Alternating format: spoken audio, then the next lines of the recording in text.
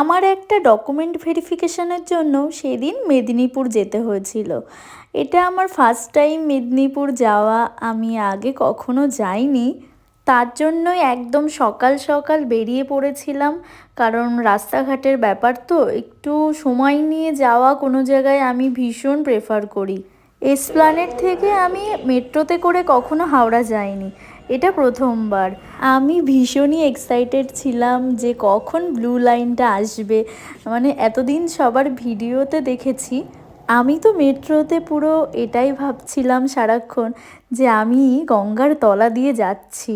উফ, এই রুটটা তৈরি হওয়াতে আর যাই হোক আমরা কিন্তু ধর্মতলা থেকে খুব তাড়াতাড়ি হাওড়া স্টেশন পৌঁছাতে পারি।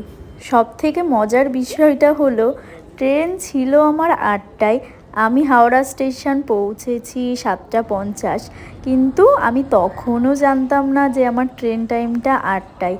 আমি বারে বারে ভাবছি যে আমার ট্রেন তো 8:20-তে। তো সেই জন্য আমি মিয়ামোর থেকে একটা চিজ স্যান্ডউইচ, একটু কফি আর একটা চিকেন ইন্টারনেট খেলাম। সেটা খেতে খেতে মনে হলো একটু ট্রেন টাইমটা আর একবার দেখি। তো তখন দেখলাম আমার ট্রেন 8টাতে, আর তখন 8টাই বাজে, আমি তখনও স্টেশন অবধি পৌঁছাইনি। তো তারপর আর কি দে ছুট, বাট ট্রেনটা 50 মিনিটস লেট ছিল, যার জন্যে কোনো প্রবলেম হয়নি, বরং আরও ডিলেই হয়েছিল। ট্রেনে উঠে চারিদিকের ভিউটা দেখতেই পাচ্ছো। প্রায় 3টে নদী পার করেছিলাম। একটা নদী তো রূপনারায়ণ ছিল, বাদবাকি 2টো নদীর নাম আমার জানা নেই। তোমরা কেউ জানলে কমেন্টে প্লিজ জানিও।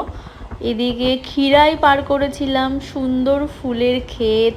তারপরে এই দেখো, এই একটা নদী ছিল, আমি জানি না এটা কি নদী, মেবি দ্বারকেশ্বর, আমার ঠিক জানা নেই।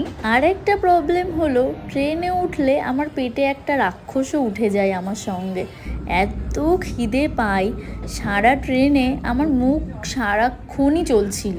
তারপর কাজ কমপ্লিট করে আবার ঘরে ফেরার পালা।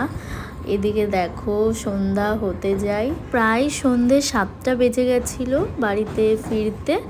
তারপর সারাদিন যেহেতু ভারী কোনো খাবার খাওয়া ছিল না, তো ঘরে এসে আগে আমি গরম গরম ভাত, ডাল সেদ্ধ, আলু সেদ্ধ করে সেটা খেলাম। ভিডিওটি ভালো লাগলে চ্যানেলটিকে সাবস্ক্রাইব করে দিও, আর দেখা হবে তোমাদের সঙ্গে পরের ভিডিওতে।